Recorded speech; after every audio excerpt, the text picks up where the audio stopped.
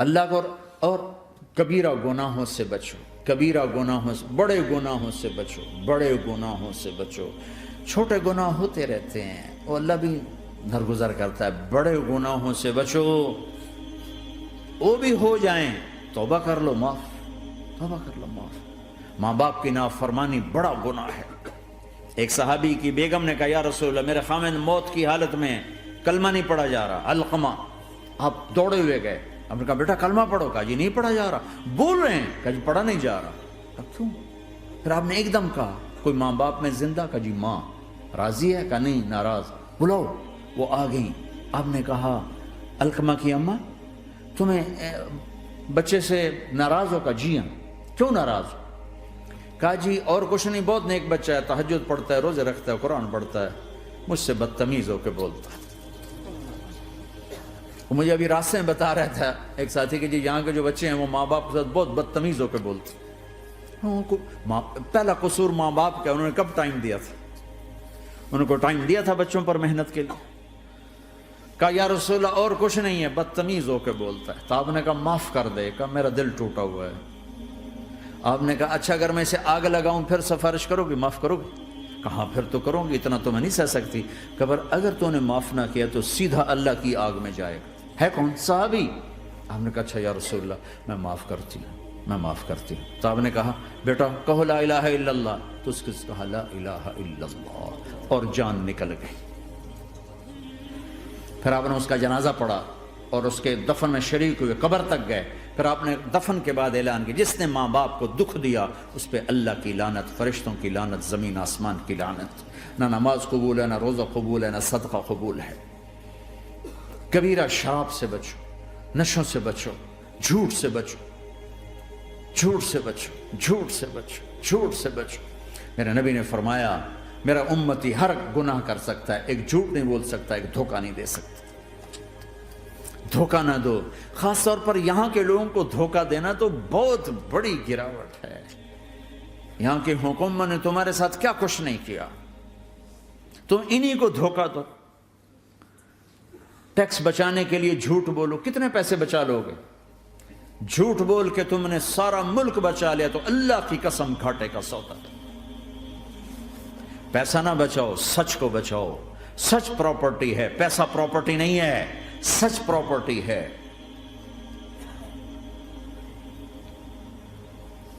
ہمارے ملکوں میں تو لوگ ٹیکس نہیں دیتے کہ حکومتیں کچھ لگاتی ہیں کچھ کھا جاتی ہیں، یہاں تو سارا تم پہ لگاتے ہیں۔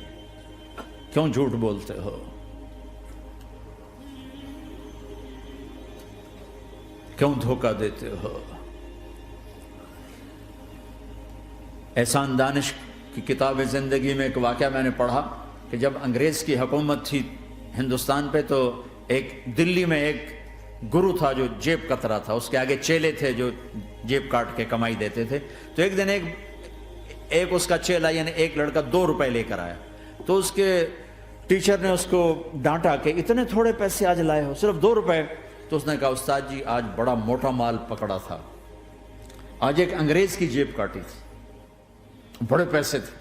لیکن جب میں 4 قدم چلا تو مجھے خیال آیا کہ اگر قیامت کے دن عیسیٰ علیہ السلام نے میرے نبی کو تانا دے دیا، گلہ دے دیا کہ آپ کے امتی نے میرے امتی کی جیب کاٹی تھی، تو پھر میں اپنے نبی کو کیا جواب دوں گا؟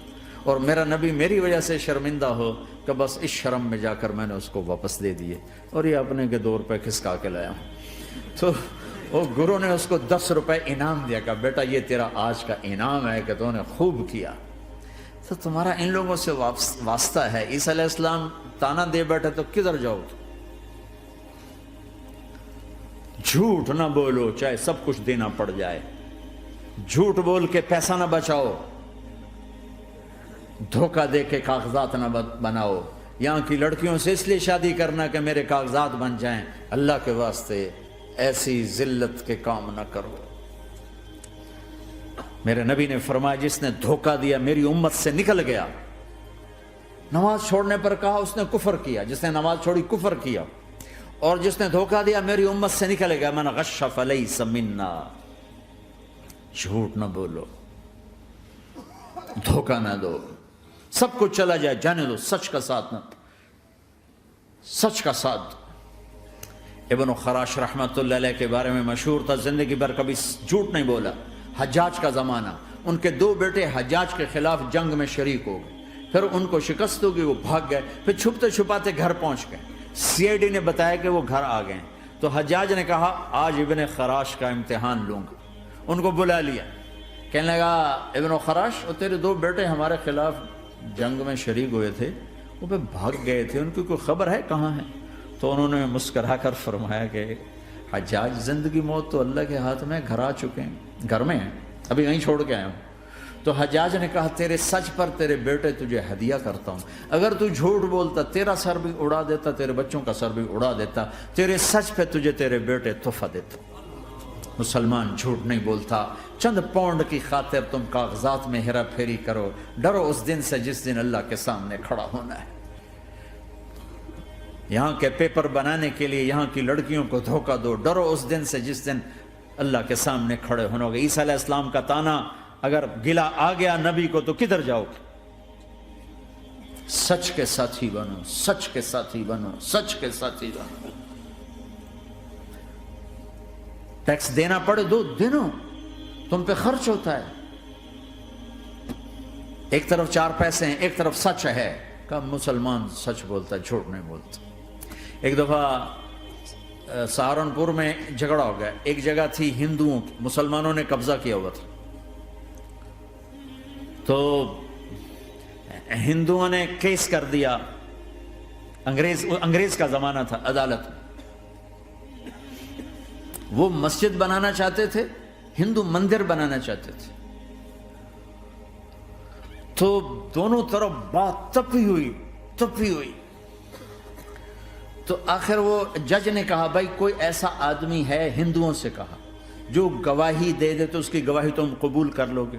اور مسلمانوں سے بھی پوچھا، تو ہندوؤں نے کہا جی ہاں، مفتی مظفر حسین صاحب اگر گواہی دے دیں کہ زمین مسلمانوں کی ہے تو ہم دے دیں گے۔ تو مسلمان بڑے خوش ہو گئے، مفتی مظفر تو آخر مسلمان ہے تو ہمارے حق میں گواہی دے گا، تھا ان کا قبضہ ناجائز۔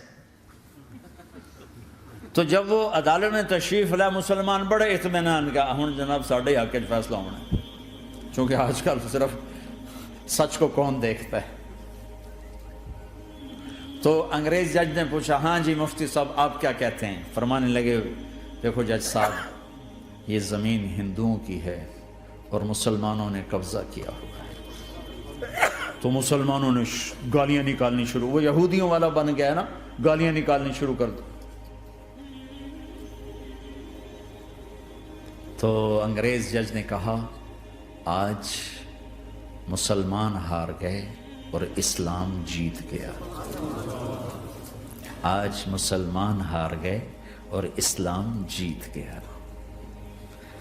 اپنی ہار مان کے اسلام کو جتاتا، سچ بول کے اسلام کو جتاتا۔ جھوٹ کے ساتھی نہ بنو، سچ کے ساتھی۔ جھوٹ کے کاغذ بنا کر کوئی بینیفٹ حاصل نہ کرو۔ میں نیوزی لینڈ گیا، میں حیران ہو گیا، 1 ہفتہ میں رہا، ڈپریشن کا شکار رہا کہ مجھے بتایا گیا کہ پورے نیوزی لینڈ میں ایک آدمی جھوٹ نہیں بولتا سوائے پاکستانیوں کے، بنگالیوں کے اور انڈین۔ جو بنگالی، جو پاکستانی، جو انڈین پہنچے یہ جھوٹ بولتے ہیں، ہیرا پھیری کرتے ہیں، ان میں ایک آدمی جھوٹ نہیں بولتا۔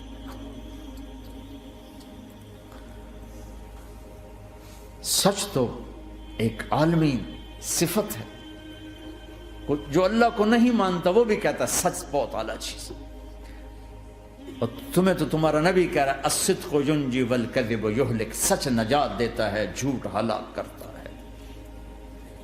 آپ تشریف لے جا رہے تھے، آپ کو آواز ہے یا رسول اللہ، آپ نے ادھر ادھر دیکھا، کوئی نظر نہیں آیا، پھر آواز ہے یا رسول اللہ، پھر آپ نے دیکھا تو ایک ہرنی آپ کو پکار رہی تھی، ہرنی، وہ بندھی ہوئی رسی کے ساتھ۔ تو آپ اس کے قریب گئے، کیا ہوا؟ کہیں آپ کا ساتھی مجھے پکڑ کے لایا ہے، میرے چھوٹے چھوٹے بچے ہیں، بھوک سے وہ تڑپ رہے ہوں گے، آپ مجھے چھوڑ دیں، میں ان کو دودھ پلا کے واپس آ جاتا ہوں۔ اب وہ پرائی چیز ہے، تو آپ نے کہا اگر تو واپس نہ آئی تو پھر، کہ اگر میں واپس نہ آئی تو اللہ مجھے آگ میں ڈال دے، جہنم۔ تو آپ نے اس کی رسی کھول دی اور خود وہیں بیٹھ گئے۔ وہ دوڑتے دوڑتے پہاڑوں میں غائب ہو گئے اور آپ وہیں بیٹھے رہے۔ کچھ دیر کے بعد آپ نے دیکھا وہ پہاڑ سے اتر کر آ رہی تھی کہ یا رسول اللہ میں حاضر ہو گئی. تو آپ نے اس کو رسی سے باندھ کے وہیں کھڑا کر دیا اور خود وہیں بیٹھ گئے. تھوڑی دیر ہوئی تو وہ آ گئے شکاری جو نے شکار کیا تھا. تو آپ نے کہا, ان کا نام کوئی نہیں موجود, تو آپ نے کہا میرے بھائی میری ایک درخواست ہے, آپ پوری کریں گے؟ کہ یا رسول اللہ کیوں نہیں؟ کہ یہ ہرنی مجھے ہدیہ کر دو. کہ یا رسول اللہ سب کچھ آپ کا ہے. کہ بس مجھے ہرنی چاہیے. کہ آپ لے لیں. تو آپ نے اس کی رسی کھولی. کہ جا بیٹی اپنے بچوں کے پاس موج کر. سچ نجات دیتا ہے, جھوٹ ہلاک کرتا ہے. تو اس نے یوں آپ کے سامنے سر جھکایا شکریہ کا اور 4 قدم دوڑی, پھر پیچھے مڑی, پھر آپ کو دیکھا, پھر یوں سر جھکایا, پھر آگے گئی, پھر تھوڑی دور گئی, پھر یوں پیچھے مڑی, پھر آپ کو دیکھا, پھر یوں سر جھکایا, پھر جہاں تک وہ نظروں سے اوجھل نہیں ہوئی وہ آپ کو مڑ مڑ کے یوں سلام کرتی گئی. سچ تو ایک ہرنی کو نجات دے گیا, تمہیں نہیں دیکھا. تمہیں کس پاگل نے کہا جھوٹ بول کے پیسہ بچاؤ, جھوٹ بول کے کاغذ بناؤ, دھوکے دے کے پیپر بناؤ؟ اللہ کے واسطے اس حقارت والی سوچ سے نکلو, انسانیت پر داغ نہ بنو,